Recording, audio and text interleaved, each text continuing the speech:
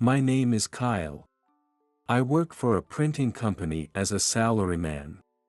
I wasn't the eye-catching type even back in my student days. I was part of the so-called second string in class, a student who could talk to anyone but was more of the reserved type. Despite that, I had a best friend, Adam, and we often went out together. We went to different universities, but we stayed in touch and remained close. However, as soon as I got a job at a small to medium-sized company and Adam went to a big corporation, his attitude towards me changed dramatically. He said, "I don't think you and I match anymore," and stopped keeping in touch with me. At that time, I was simply shocked and regretted not getting into a big company a little. Years passed, and a high school reunion was organized. I had gotten over Adam, so I was looking forward to seeing everyone again, feeling quite excited about it. Everyone had grown up, and it was hard to tell who was who. Then, one of my classmates came up to talk to me alone. Her name's Emily and she would later become my wife and trigger the events to come. Back then, I admired the grown-up Emily, who had become quite attractive. Emily was easy to talk to since high school and was liked by both boys and girls. So, I was surprised when she approached me, and at the same time, I felt that I could talk to her more naturally than before. Emily and I seemed to hit it off, as we started communicating more frequently and gradually began to meet up just the two of us. We would have dinner outside after work or visit places we both wanted to go to on our days off. I liked Emily, but I couldn't bring myself to confess my feelings until she took the initiative. Hey, don't you like me? I do. Why? Because you never confess, even though we meet so often. Sorry, I just didn't have the courage. Will you go out with me?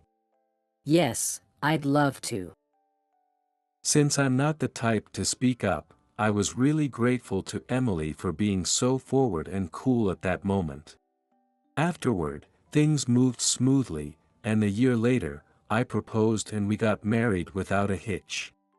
Emily worked for a big company, and due to her job, she often had to entertain clients and work overtime, saying, "I can't come home early at night." But I didn't see any problem with that. However, after we got married, Emily became even more motivated at work, and her returns home became later and later. It was almost never before I went to bed. No matter how hard she said she was working, I started to feel a bit anxious that there might have been a change in her heart. But I thought supporting the hardworking Emily was my role, so I did all the housework while working myself, trying my best to support her. As the days went by, I started finding it difficult to manage both housework and my job, and I had a conversation with Emily about it. "Emily, I understand you're busy with work, but could you do a bit of housework? I've been quite busy with a project lately, and I don't have the energy to do all the housework when I get home."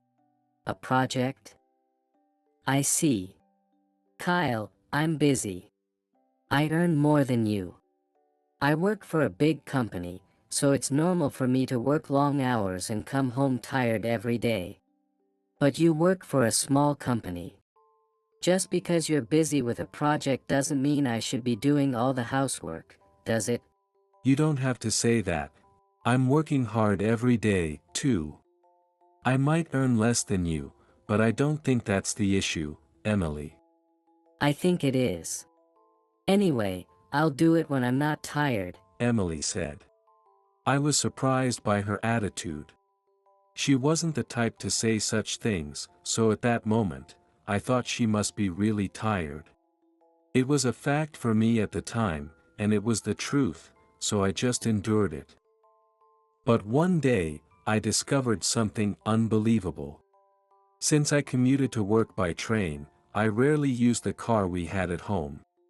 However, Emily drove to work. So, she was using the car every day. Of course, it was just back and forth between the office and home, so there were no other places she went, and no signs of her going anywhere else were observed. However, on a day off while Emily was working, she told me, "I forgot some important documents at home, could you bring them to me?" So, I hurried to deliver the documents. Feeling sorry for making me deliver something to the office on my day off, after delivering them, Emily told me, "You can drive back in the car." So, I decided to go for a drive alone and was setting up the navigation system. That's when I saw in the car's location history that there was a hotel listed. And she had been there about 20 times. These visits were during the evenings when she was supposedly working overtime. I understood in an instant. Emily was having an affair with someone during the hours she claimed to be working overtime. I grasped it instantly, but my mind went blank, and I couldn't think of what to do next. For now, I thought it was best to cool my head, so I just kept driving alone. As I drove, cutting through the wind, I calmed down and realized I no longer felt love for Emily. Instead, I started thinking about how to get revenge, which scared me a bit. For the time being, I thought I needed to gather evidence. But since it would be troublesome if she sensed that I was onto her, I acted as usual. Regardless of when I would take my revenge, I was steadily preparing to rightfully expose Emily's infidelity at any time. That night, Emily came home late by train. She said she was tired and went straight to sleep. Taking that opportunity, I tried to open her cell phone, thinking she had guarded it well because of her secret. It took some time, but inside the phone were countless shocking pieces of evidence like photos and messages. She probably thought she wouldn't get caught because she had set strong passwords. Emily had always been cautious. But in her efforts to secure her phone, she probably forgot to delete things like photos. There were lots of couple photos, and I thought this would be enough evidence, so I took it to a lawyer. But the lawyer said, "We still need more evidence," so after thinking about what to do, I decided to record their conversations. I wanted to record voices that would clearly prove the affair, so I lied to Emily that I was going camping with friends over the weekend and left the house empty for her. I thought she might bring the other man home and spend time with him then. I also placed a voice recorder in the car, thinking it could record their voices when they were in the car, and thought of various other plans. When the weekend came, I told Emily, "I'm going to go camping," and left the house. Of course, I hid myself in a nearby cafe and waited for Emily and the man to enter the house. As expected, a man who seemed to be the other guy entered. I had hired a detective, so I had some information on the other man, but I hadn't been able to get a definitive picture of his face, so I didn't know his full identity. But I knew they worked at the same company, so I figured it was only a matter of time before I got more details about him. Their conversation was quite interesting, so I thought about embarrassing them with a revenge plan and was pondering how to do it. Then, just at the right time, I heard that there would be an award ceremony at Emily's company. My company and Emily's company are business partners, and although I'm just a subcontractor, it was decided that I would attend too, so I was talking to Emily about it. Kyle, you're attending the award ceremony next week, right? I am. You're going to receive an award, aren't you, Emily? Yes. Me and a colleague from my team who started the same year are going to receive an award for outstanding results. Isn't your wife amazing? Really amazing.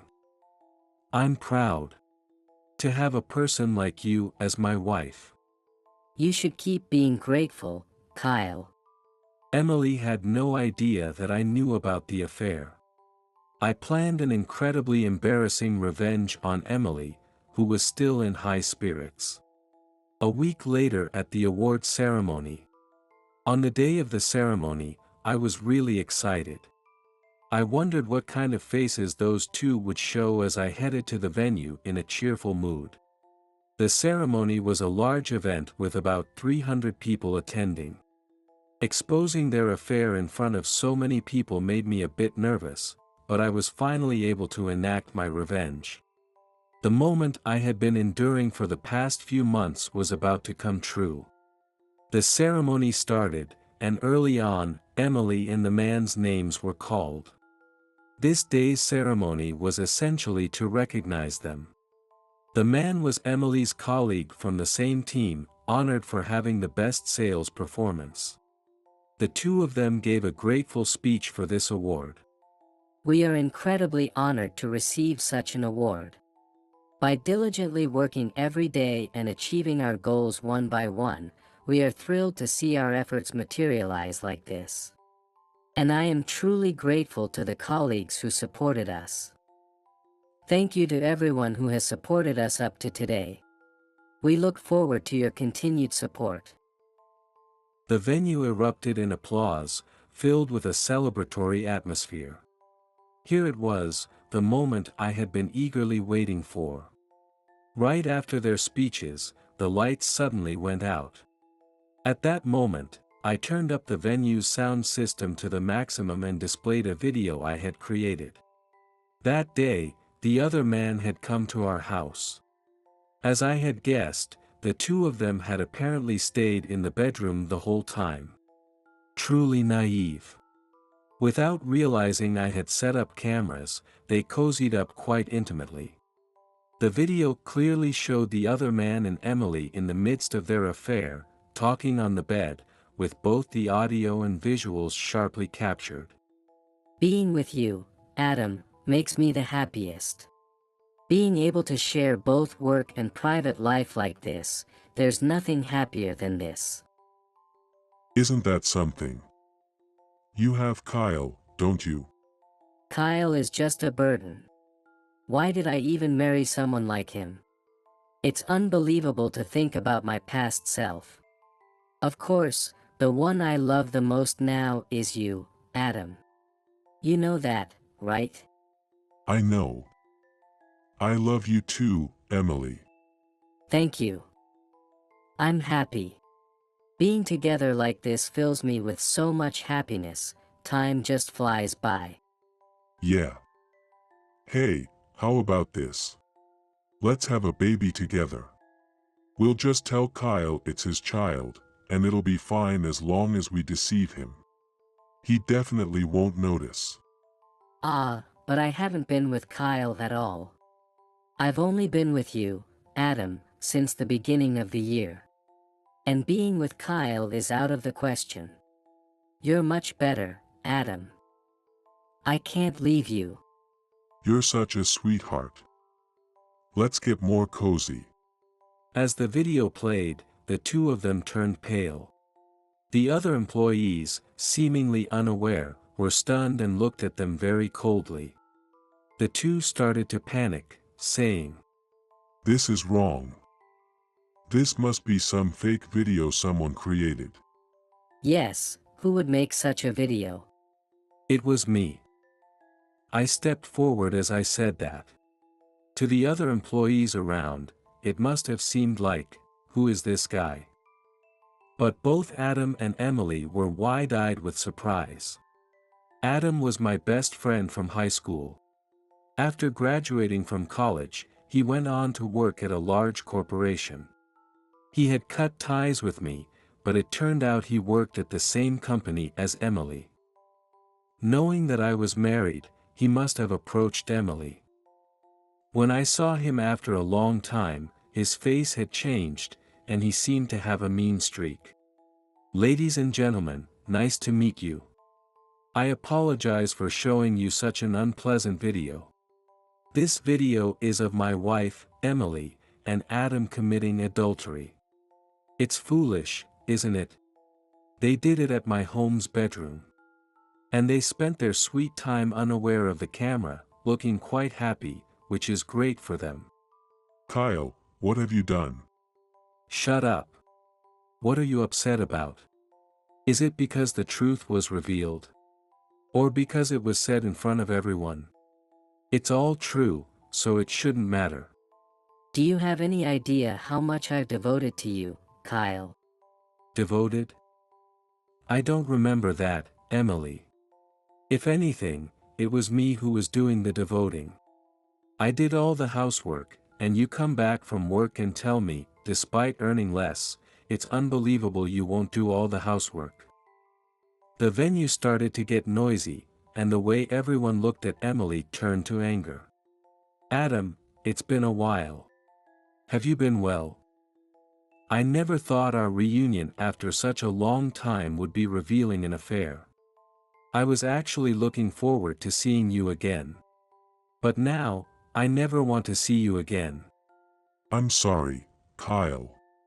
It was just a fling. I don't actually love Emily. Let's make up. What are you talking about? You said you loved me. I never said that. Their embarrassing conversation unfolded on stage. I couldn't stand to watch. I don't care whether the two of you love each other or not, but I'm divorcing Emily. That decision is already made, and I'll never see you both again. I will have nothing to do with you both from this point onward. Of course, I'll be demanding alimony from both of you, and since you've both been working at a large corporation, you should be able to pay a decent amount. My lawyer will contact you later, so look forward to that. We won't pay alimony. Why should we have to pay? Do I need to explain? Shall I play the video again? By the way, please look at the last page of the schedule I've distributed to everyone today. There are printed love messages and letters from the two of them, so please take a look if you wish. With that, everyone started looking at the last page. There were chuckles around as they looked at Emily and Adam with disdain, and it felt very satisfying to me. I printed their love messages because they were so creepily vivid. I thought it would be amusing to show them to everyone. Apparently, Emily had been quite the player since high school, flirting with guys on social media and in the streets right up until before we got married. Adam was one of those guys. In high school, I was the unnoticed type and hardly spoke with Emily, so I had no idea about any of this. Sorry, Kyle. Please forgive me. It was really just a fling. I can't afford to pay any alimony. Please don't divorce me. You think I want to hear that?